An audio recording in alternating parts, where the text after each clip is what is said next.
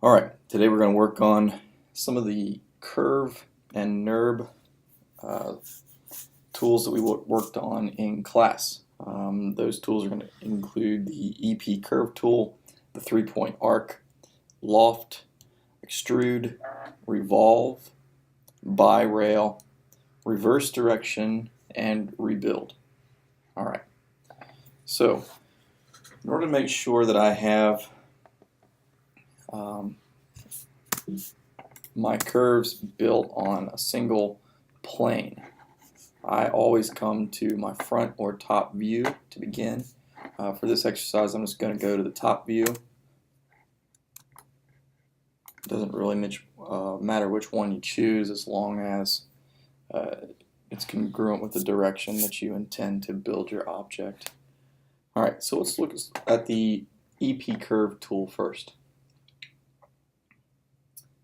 The EP curve tool, once the tool is selected, is going to function similar to the Bezier tool in Illustrator. You make a selection and then make your second selection. Now you're not going to see any curve happening until a third point is added. Notice that I can left click and hold and move this point around, and it changes the arc of my curve, right? And from here on, every extra point that I add will add more complexity to my curve and influence the curve at the other points behind it. Alright, so that's something to keep in mind. Alright, so we have this. We'll assume that we like that, and we're going to go ahead and we're going to hit enter to accept that curve. Alright, let's say that after the fact we've decided we wanted to change this just a little bit.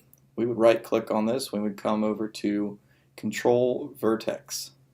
Alright, now you'll notice that we have these dots off out in space. They're not quite sitting directly on the curve itself, they're outside. These act somewhat like a string pulling on the curve.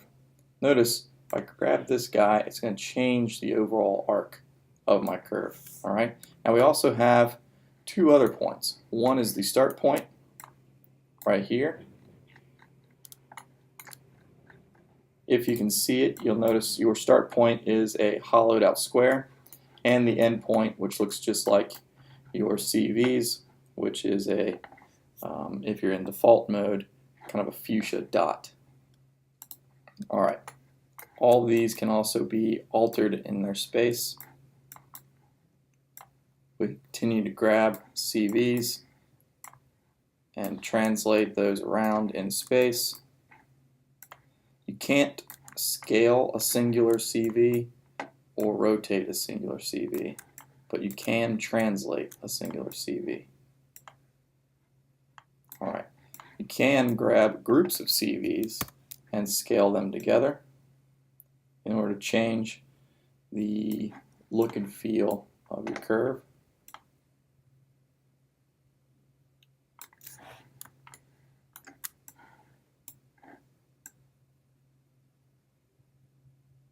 Alright.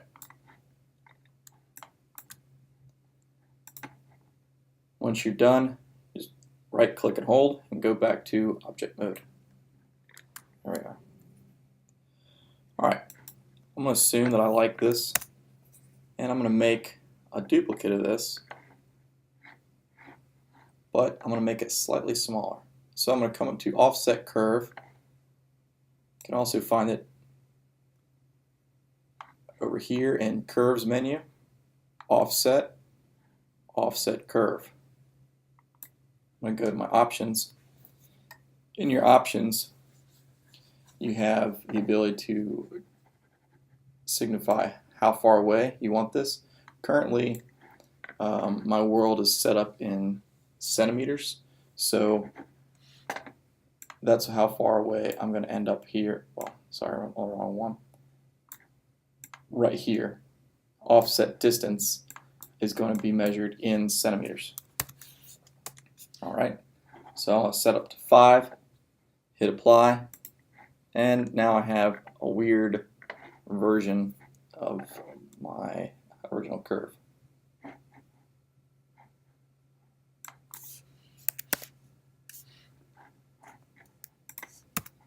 If you don't like your original, then just keep on playing with until you get it. Alright, I'm going to stick with this one. Close, I'll pull it out a little bit, come back into my perspective view, pull this guy up. Alright, now the first thing we're going to look at is the loft tool. The loft tool is going to take two separate arcs or two separate curves and create a surface in between those two curves. Alright, how do we make that happen? I'm going to grab my first one and my second one, shift select to grab the second one, come into surfaces and come down to loft. I'm going to go my options just to make sure I have enough adjustability here. Now I can change the number of spans immediately, or I can just hit apply and see what I get. Alright, this looks pretty good to me right now. If I wanted more spans, I hit undo, crank up the number of spans, we'll say to 5, and hit apply. Now you notice I have 5 spans, which essentially are like edge loops. They're congruent with edge loops. Alright. Move this over here. Now, notice that even though I've moved my surface, if I decide to move my curves, my surface still moves. That's because until I delete the history, my surface is still essentially a child of the curves. Once the history is deleted, though, I can move the surface independently of the curves. Alright, so let me come up here, grab these guys, edit, delete all by type, history. This still moves independently, and now, oops, now my curves move independently of the surface. Alright? Good. Next thing we need to look at is our revolve tool. Alright, I'm going to get rid of these guys. I'm going to come back into my front view this time. I'm going to grab my EP tool one more time. Get rid of that. And I'm going to start the bottom left-hand side. I'm going to make myself a cylindrical object, but only a sliver of a cylindrical object. I have to understand the inside and outside profile. This is good for making things like vases or anything else that could be rotated. I'm going to start here. I'm going to come down. I'm going to try and do this in as few points as possible. Alright, come in. I want to come out to the outside, like so. Come back in, catch the lip, and then make a point here. Notice I can hold my left click and drag to get the optimal curve. I'm going to slowly rebuild the inside as well. Here.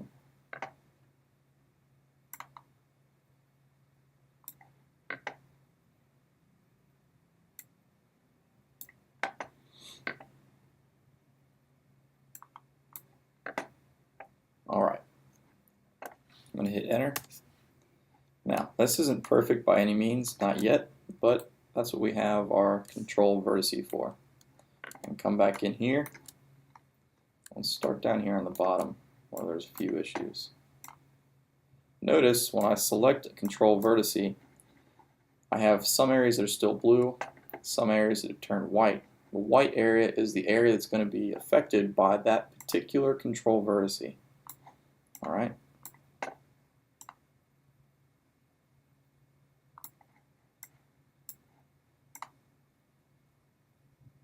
You can select multiple at the same time, as we stated earlier.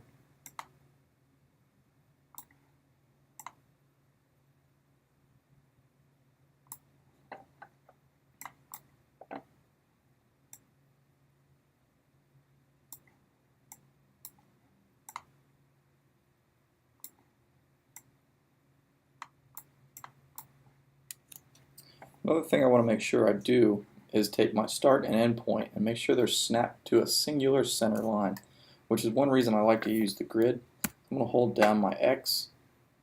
I'm going to snap this to that center line. I'm going to do the same thing with my start point. Make sure he's snapped to a line.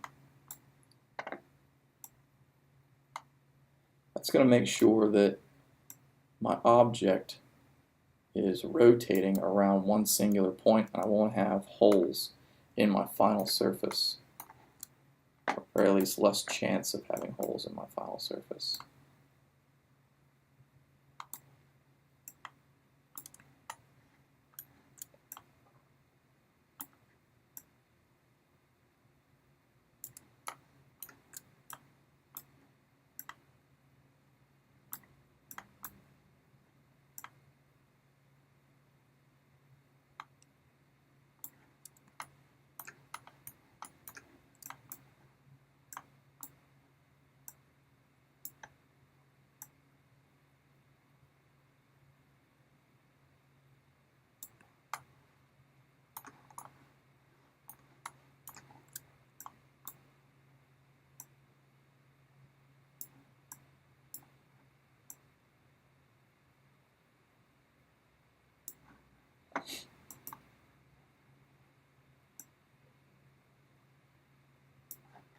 Alright, it's looking pretty good for now.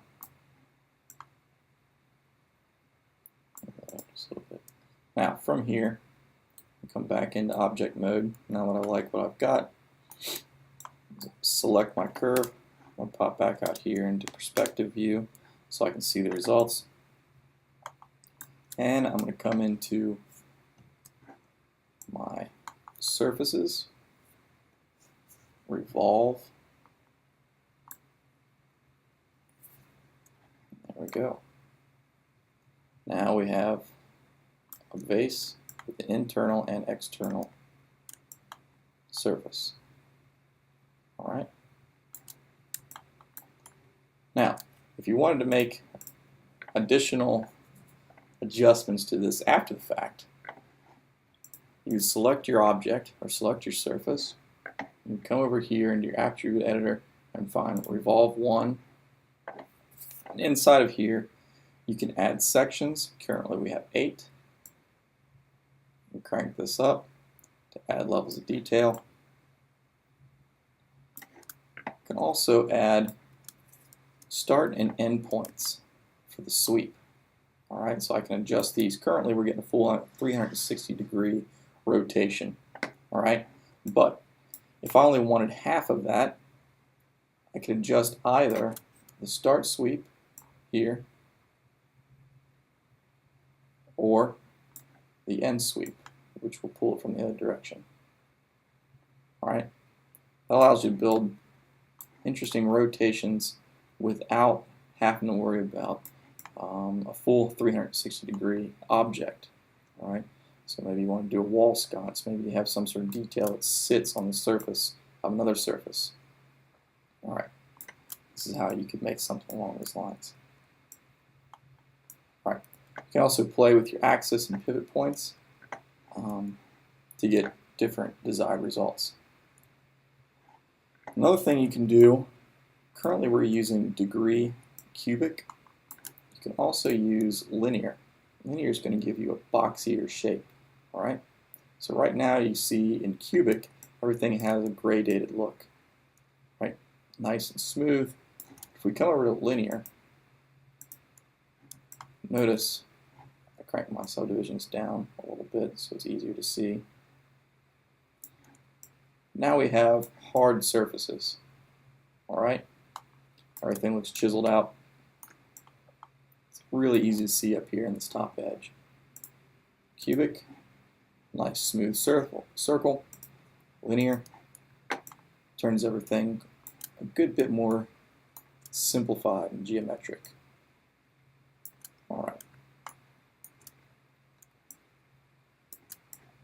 So move that out. Oops. Again, before you start moving things around, you need to make sure you clear out your history. There we go. And these can be moved. All right. The next thing we need to look at is our Extrude Tool. Our Extrude Tool uses two different shapes. You have one shape that's the path of the extrude, and another shape that is the profile of the shape being extruded along said path. So the first thing we're going to do is create the path itself. So I'm going to come into my top. This time, let's use our 3-point arc tool. So I'm going to click this guy. Now this works similar in function, but we can only use 3 points to the EP. By similar, I mean you're not going to see an actual result until you've clicked your third point. So I'm going to click my first point, I'm going to click my second point, and then when I create my third point, I'm going to be able to left click, hold, and pull like so until I find the correct amount of arc. Alright. Now this, as you can see, has a radius measured in centimeters. The bigger I get, the higher the radius gets. Radius, as you know, is a measurement point from the edge to the center. And it's giving me an arc based off of a perfect circle. Alright? So, I'm going to use this. I'm going to let go here. I can come back in. I can adjust these if I want to. Just grabbing and pulling, left click and pull. It's going to change the state of my circle. Alright. Or my arc. When I like it, I'm going to hit enter. Alright. Now I have my new arc. Now the next thing that I need to create, this is going to be the path. The next thing that needs to be created is the profile. To do that, I'm going to come up here and I'm going to select a NURB circle. Select him. I'm going to pull him close to my start point down here. Alright. I'm going to come out to my perspective view and zoom in on this. I'm going to rotate this around just a little bit. Come in here, make sure this is 90 degrees. And I'm going to get top view here. I'm going to rotate a little bit to make sure I'm perpendicular to, I want my profile and my path to start off perpendicular to each other to ensure better results. Alright. Next thing I need to do is make sure that my surface, or I'm sorry, my profile is snapped to my curve, my path curve. So I'm going to hold down C, which is snap to curve. I'm going to grab my center point and I'm going to pull it towards that point. Now you'll notice that it's riding right along the curve itself. Alright? You can see it's snapped right to that point at the end, to my start point. Alright. Now I'm ready to do an extrude. So with this selected, I'm also going to shift select my path to be extruded on. And I'm going to come up here to my surfaces, extrude, options, just to make sure I have everything selected right. And let's go ahead and hit apply. All right. There you have it. Now, a few things are going on here. You might notice that on the left-hand side, the start path is directly in the center. Over here, our profile path is a little bit to the inside. That's because up here, we were at profile, result position. Had we started with at path, it would be perfectly centered on the path itself. All right, so if we undo and we select at path and we hit apply, now you'll notice I'm perfectly in the center here at the start point and perfectly in the center here at the end point. All right.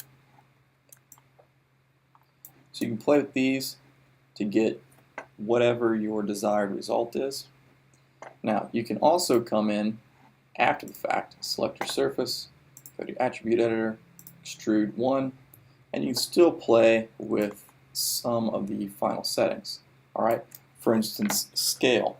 Scale is going to start with whichever size you have at your start point and scale up or scale down towards the end point. So if I grab my scale here at the bottom, I move it up.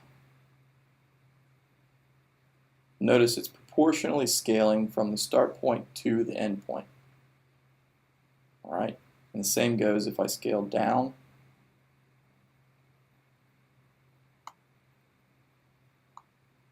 To a smaller point. I can also add rotation.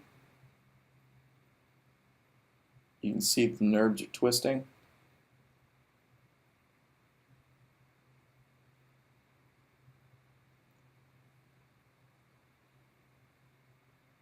All right. Again, once you've finished with your object, you need to delete your history before you decide to move it around in your scene.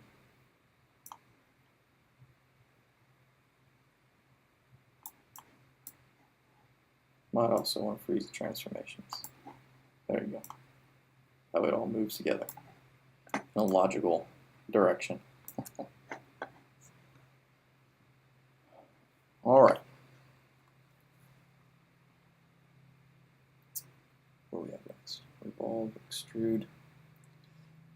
The last one is going to be bi-rail. Now, bi-rail is in some essence a combination between loft and extrude, in that we need two rails to ride along, similar to loft, only instead of lofting directly from one to the next, we're going to create another profile that goes in between the two curves. All right, so I'm going to come back into my top view. Get a drink of water real fast.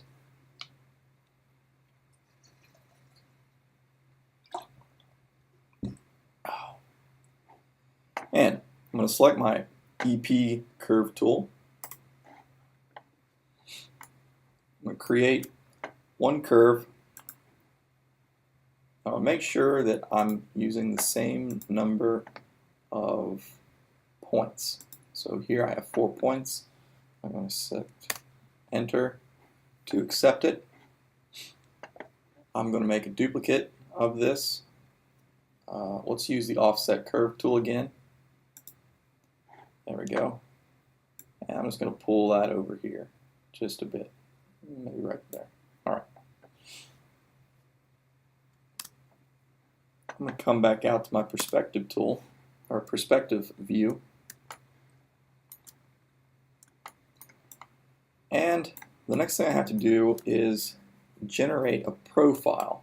So I want this to have a wavy texture, like so, right? But in order to do so, I need to make sure, just like the Extrude tool, that I'm snapped at the start of each of these. So the start point and end point of my profile curve need to be snapped to my rails, all right?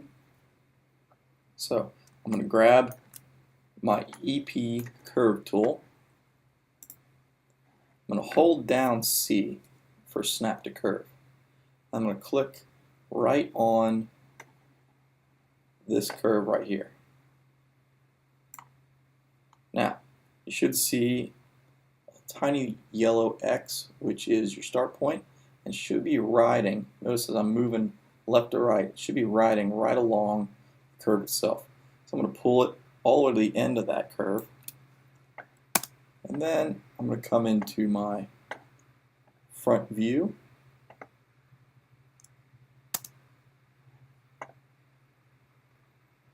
And you can see right here I have my two curves. I'm going to complete most of this curve right here. I'm going to come up, down, and I'm going to come back out here to my perspective to make sure that I'm snapping my last endpoint to the start point of my second bi rail.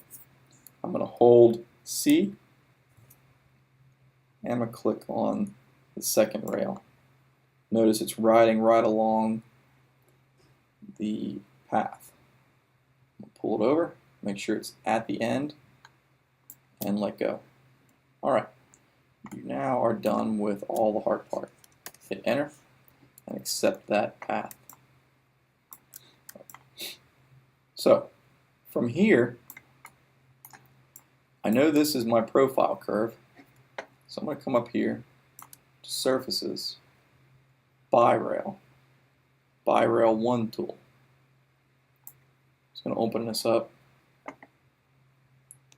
going to hit Apply. Now, before I do, down here in the bottom left-hand corner are your tool notes. All right, kind of guide you through the steps of using each tool. When I hit Apply, down here it says Bi-Rail 1 tool, profile curve selected. Select 2 rail curves. All right. So it knows that this is my profile, and then I just have to tell it which 2 curves are my rails.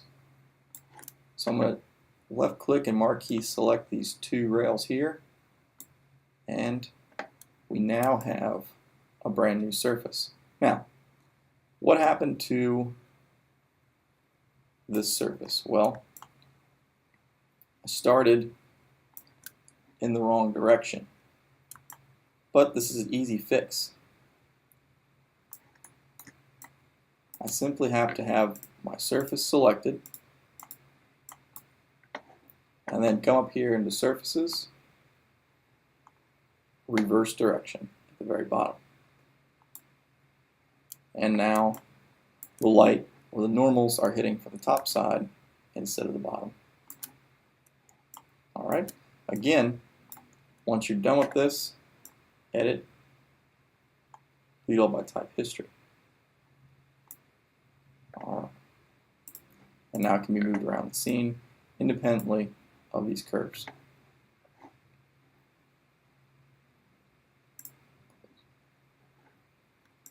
Alright, so how do we take these surfaces and delete this? How do we take these surfaces and convert them into polygonal mesh? That's the final tool we're going to be looking at, and it's the Rebuild tool. Alright, the Rebuild tool is up here in Surfaces. Come down, Rebuild, go to my options. And we're looking to turn this into polygons. Now, yours is probably going to look something like this. We're going to look Output Geometry right here, and I'm going to go to Polygons. Now down here in Polygons, you'll see we have triangles and quads. I would tell you to, for our purposes, go to quads. Alright, it's going to be a whole lot easier to texture, and that's also what the assignment's in. So, from here, we can go into our numbers of spans. I would crank this up somewhere in the 20 count so that we get nice smooth transitions. And then with this selected, I'm going to hit apply.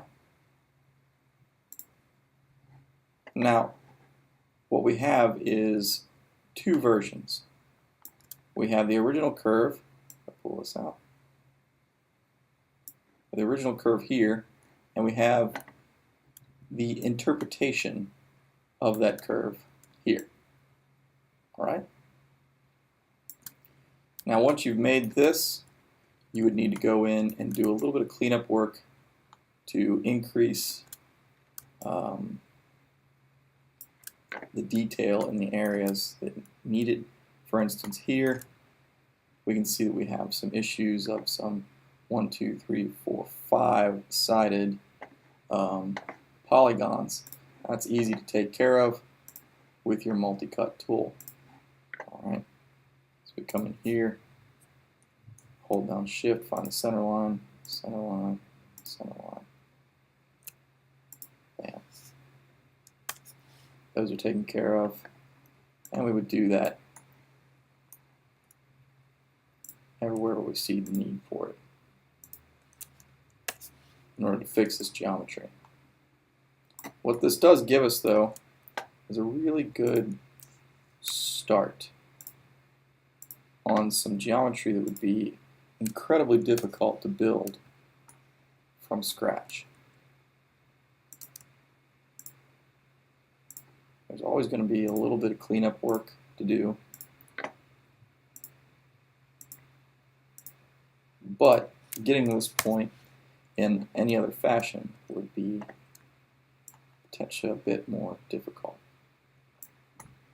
Alright, you continue this process until you had congruent geometry throughout.